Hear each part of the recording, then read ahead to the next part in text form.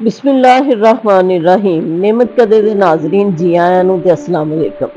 नाज़रीन, अज मैं तुहाडे लई ना देसी अंबां दा अचार बनाउण दा ना तरीका लै के आई आं। अचार तुहानूं पता है कि साडी पूरे साल दी हांडी हुंदी ऐ ते साडे पंजाब दी ट्रेडिशन भी ऐ। अज मैं तुहानूं देसी अंब दा अचार बनाउण दा बड़ा ही अच्छा ते आसान तरीन तरीका दस्सांगी। एह् अचार तुसीं जेह्ड़ा है ना साल हा साल भी रक्खो ते तुहाडा खराब नहीं होएगा।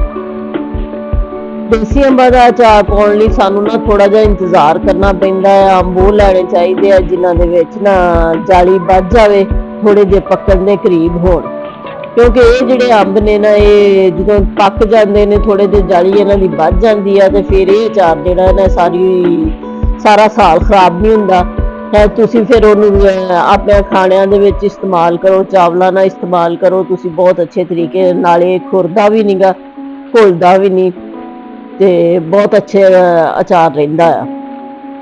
ਅੱਜ ਮੈਂ ਤੁਹਾਨੂੰ 10 ਕਿਲੋ ਅੰਬਾਂ ਦਾ ਅਚਾਰ ਪਾਉਣ ਦਾ ਨਾ ਤਰੀਕਾ ਦੱਸਾਂਗੀ।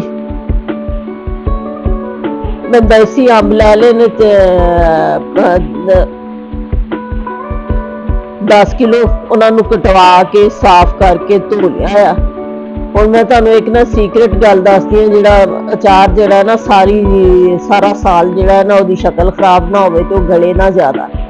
ਉਹਦੇ ਲਈ ਤੁਸੀਂ ਇਸ ਤਰ੍ਹਾਂ ਕਰਨਾ ਹੈ ਕਿ ਖੁੱਲੇ ਬਰਤਨ ਵਿੱਚ ਤੁਸੀਂ ਅੰਬ ਪਾ ਲੈਣੇ ਨੇ, ਧੋ ਕੇ ਸੁਕਾ ਕੇ ਉਹਨਾਂ ਨੂੰ ਅੱਛੀ ਤਰ੍ਹਾਂ, ਤੇ ਉਹਨਾਂ ਦੇ ਵਿੱਚ 1 ਕਿਲੋ ਨਮਕ ਲੈ ਕੇ ਤੇ ਅੱਧ ਪਾ ਯਾਨੀ 2 ਚਟਾਕ ਜਿਹੜੀ ਹੈ ਨਾ ਹਲਦੀ ਲੈ ਕੇ ਤੇ ਇਹ ਨਮਕ ਲਾ ਕੇ ਨਾ ਤੁਸੀਂ ਇਹਨੂੰ ਹਲਦੀ ਨਾਲ ਅੱਛੀ ਤਰ੍ਹਾਂ ਨਮਕ ਲਾ ਕੇ ਤੇ ਇਹਨੂੰ ਤੁਸੀਂ ਨਾ ਪੂਰੇ ਰਾਤ ਲਈ ਢੱਕ ਦੇਣਾ। ਉਹਦੇ ਨਾਲ ਇਹ ਹੋਣਾ, ਇੱਕ ਤੇ ਅੰਬ ਦੇ ਅੰਦਰ ਨਮਕ ਤੇ ਹਲਦੀ ਜਜ਼ਬ ਹੋ ਜਾਣੀ ਹੈ, ਦੂਸਰਾ ਜਿਹੜਾ ਹੈ ਨਾ ਛਿਲਕੇ ਦੀ ਜਿਹੜੀ ਕੁਰੱਤਣ ਹੈ, ਫਾਲਤੂ ਜਿਹੜਾ ਇਹਦਾ ਪਾਣੀ ਹੈ ਨਾ, ਇਹਦਾ ਪਾਣੀ ਅਗਰ ਅੰਬ ਦਾ ਵਿੱਚ ਰਵੇ ਤੇ ਇਹ ਜਿਹੜਾ ਹੈ ਨਾ ਇਹ ਅਚਾਰ ਨੂੰ ਗਾਲ ਦਿੰਦਾ ਹੈ।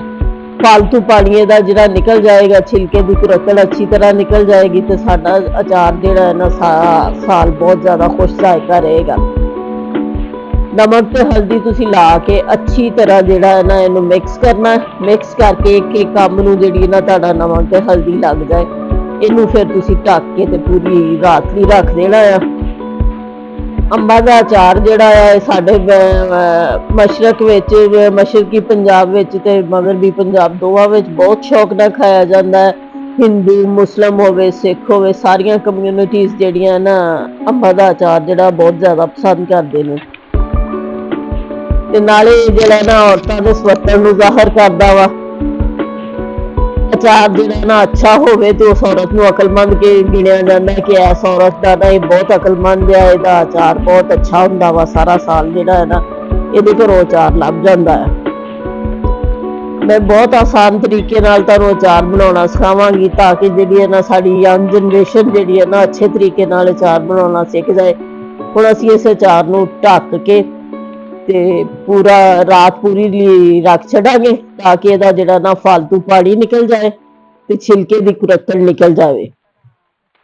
ਇਹਦੇ ਲਈ ਅਸੀਂ ਮਸਾਲੇ ਲਏ ਨੇ, ਜਿਹੜੇ ਅੱਧ ਪਾ ਅਸੀਂ ਮੇਥਰੇ ਲੈ ਲਏ ਨੇ, ਇਹਨਾਂ ਨੂੰ ਅੱਛੀ ਤਰ੍ਹਾਂ ਸਾਫ਼ ਕਰ ਲਿਆ।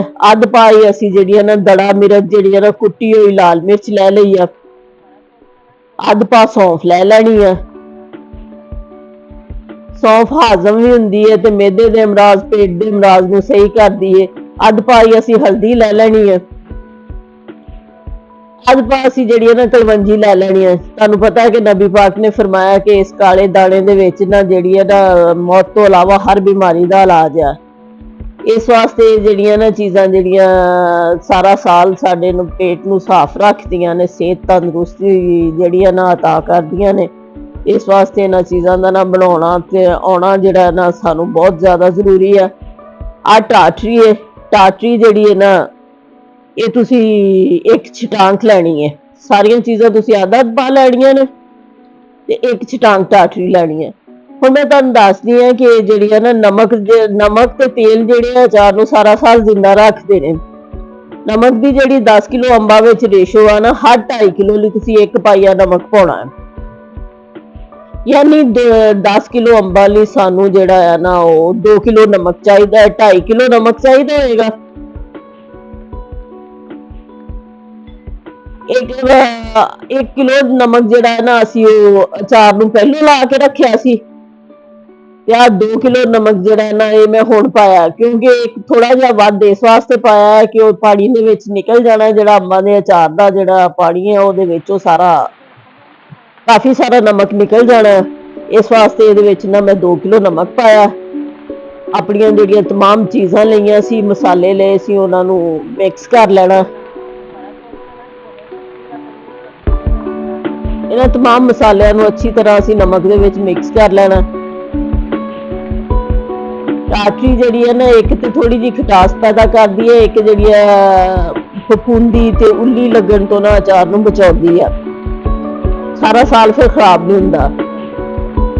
ਤੇ ਹਲਦੀ ਪਾ ਲਈਏ। तमाम ਅਜਜ਼ਾ ਜਿਹੜੇ ਨੇ ਅਸੀਂ ਇਹਨਾਂ ਨੂੰ ਅੱਛੀ ਤਰ੍ਹਾਂ ਮਿਕਸ ਕਰ ਲੈਣਾ। ਮਿਕਸ ਕਰਕੇ ਅਸੀਂ ਇਹਨਾਂ ਦੇ ਨਾਲ ਅੰਬਾਂ ਨੂੰ ਅੱਛੀ ਤਰ੍ਹਾਂ ਨਾਲ ਢੱਕ ਲੈਣਾ ਵਾ।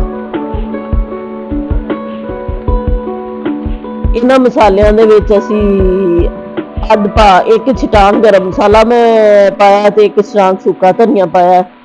ਸੁੱਕਾ ਧਨੀਆ ਤੇ ਗਰਮ ਮਸਾਲਾ ਜਿਹੜਾ ਵਾ ਨਾ ਉਹਦੀ ਖੁਸ਼ਬੂ ਬਹੁਤ ਅੱਛੀ ਹੁੰਦੀ ਆ ਤੇ ਅਚਾਰ ਦੇ ਵਿੱਚ ਨਾ ਉਹ ਜ਼ਾਇਕਾ ਪੈਦਾ ਕਰਦੇ ਨੇ। ਆ ਇੱਕ ਛਟਾਨ ਸਾਬਤ ਗਰਮ ਮਸਾਲਾ ਲੈ ਲਿਆ, ਇੱਕ ਛਟਾਨ ਕੀ ਸੁੱਕਾ ਧਨੀਆ ਜਿਹੜਾ ਨਾ ਉਹ ਲੈ ਲਿਆ। ਇਹਨਾਂ तमाम ਮਸਾਲਿਆਂ ਨੂੰ ਅੱਛੀ ਤਰ੍ਹਾਂ ਮਿਕਸ ਕਰਨਾ। ਮਿਕਸ ਕਰਕੇ ਤੇ ਅਸੀਂ ਨਾ ਅੰਬਾਂ ਦੇ ਅਚਾਰ ਆਪਣੇ ਨੂੰ ਪਾਉਣਾ ਵਾ। ਅੰਬ ਦਾ ਅਚਾਰ ਬਣਾਉਣ ਦਾ ਮੈਂ ਤੁਹਾਨੂੰ ਨਾ ਤਰੀਕਾ ਦੱਸਦੀ ਹਾਂ। ਇਹਦੇ ਸੀਕ੍ਰੇਟਸ ਜਿਹੜੇ ਆ ਨਾ ਉਹ ਹੈ ਕਿ ਜਦੋਂ ਤੁਸੀਂ ਅੰਬ ਦਾ ਅਚਾਰ ਪਾਓ, ਸਾਰੀ ਰਾਤ ਭਿੱਜਣ ਤੋਂ ਬਾਅਦ ਜਿਹੜੇ ਆ ਨਾ ਸਾਡੇ ਅੰਬ ਜਿਹੜੇ ਇਸ ਸ਼ਕਲ 'ਚ ਆ ਗਏ ਨੇ। ਹੁਣ ਅਸੀਂ ਇਹਦਾ ਸਾਰਾ ਪਾਣੀ ਜਿਹੜਾ ਇਹਨਾਂ ਨੂੰ ਨਿਚੋੜ ਲੈਣਾ ਵਾ। ਪਾਣੀ ਨੂੰ ਅਸੀਂ ਅਚਾਰ ਦੇ ਵਿੱਚ ਨਹੀਂ ਪਾਉਣਾ, ਕਿਉਂਕਿ ਇਹ ਵਾਲਾ ਪਾਣੀ ਜਿਹੜਾ ਇਹਨਾਂ ਅਚਾਰ ਨੂੰ ਗਲਾ ਦਿੰਦਾ ਹੈ ਤੇ ਉਹਦੀ ਸ਼ਕਲ ਖਰਾਬ ਹੋ ਜਾਂਦੀ ਹੈ। ਇੱਕ ਮੈਂ 에ਅਰ ਟਾਈਟ ਬਾਲਟੀ ਲੈ ਲਈ ਹੈ ਪਲਾਸਟਿਕ ਦੀ, ਉਹਦੇ ਪੇਂਦੇ ਦੇ ਵਿੱਚ ਅਸੀਂ ਨਾ ਨਮਕ ਪਾਵਾਂਗੇ। ਜਿਹੜੇ ਅਸੀਂ ਮਸਾਲੇ ਮਿਕਸ ਕਰਕੇ ਨਮਕ ਬਣਾਇਆ ਸੀ ਉਹਨੂੰ ਅਸੀਂ ਪੇਂਦੇ ਦੇ ਵਿੱਚ ਪਾਵਾਂਗੇ। ਹੁਣ ਅਸੀਂ ਤਹਿ ਦਰ ਤਹਿ ਜਿਹੜੇ ਨਾ ਅੰਬ ਤੇ ਨਮਕ ਦਾ ਨਾ ਇਹਨੂੰ ਬਾਲਟੀ ਦੇ ਵਿੱਚ ਪਾ ਲਾਂਗੇ ਆਹਿਸਤਾ ਆਹਿਸਤਾ। ਤਹਿ ਦਰ ਤਹਿ ਪਾਉਣ ਦਾ ਇਹ ਫਾਇਦਾ ਹੁੰਦਾ ਆ ਕਿ ਸਾਰੇ ਅੰਬਾਂ ਦੇ ਵਿੱਚ ਨਾ ਪਾਣੀ ਨਮਕ ਤੇ ਮਸਾਲੇ ਦੀ ਮਿਕਦਾਰ ਜਿਹੜੀ ਹੈ ਨਾ ਇੱਕੋ ਜਿਹੀ ਹੋ ਜਾਂਦੀ ਹੈ। ਐਸੇ ਤਰ੍ਹਾਂ ਅਸੀਂ ਆਪਣੇ ਅੰਬਾਂ ਨੂੰ ਅੱਛੇ ਆਹਿਸਤਾ ਆਹਿਸਤਾ ਜਿਹੜਾ ਨਾ ਨਮਕ ਤੇ ਮਸਾਲੇ ਜਿਹੜੇ ਅਸੀਂ ਮਿਕਸ ਕੀਤੇ ਮਸਾਲੇ ਦੇ ਨਾਲ ਜਿਹੜਾ ਨਾ ਇਹਨਾਂ ਨੂੰ ਢੱਕ ਲਵਾਂਗੇ ਹੈ। ਤੇ ਤੁਸੀਂ ਕੋਸ਼ਿਸ਼ ਕਰਨੀ ਹੈ ਕਿ ਤੁਹਾਡਾ ਕੋਈ ਅੰਬ ਜਿਹੜਾ ਹੈ ਨਾ ਉਹ ਮਸਾਲੇ ਤੋਂ ਬਗੈਰ ਨਾ ਰਹਿ ਜਾਏ।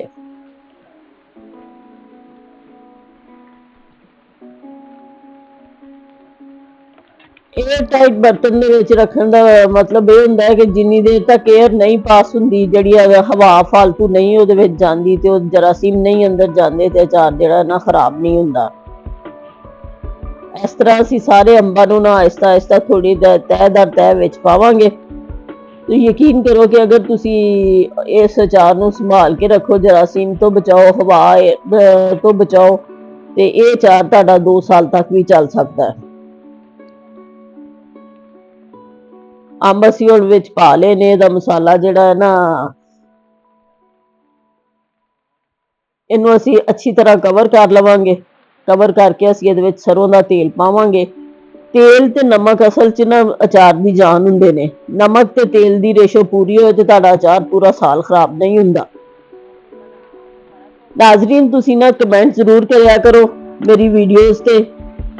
ਅਗਰ ਤੁਸੀਂ ਕੋਈ ਇਤਰਾਜ਼ ਵੀ ਕਰੋ, ਕੋਈ ਕਮੈਂਟ ਮੇਰੇ ਅਗੇਂਸਟ ਵੀ ਕਰੋ, ਲੇਕਿਨ ਉਹਨੂੰ ਦਲੀਲ ਨਾਲ ਕਮੈਂਟ ਕਰਿਆ ਕਰੋ। ਤੁਹਾਡੇ ਕਮੈਂਟਸ ਜਿਹੜੇ ਆ ਨਾ ਇਹ ਮੈਨੂੰ ਬਹੁਤ ਹੌਸਲਾ ਦਿੰਦੇ ਨੇ।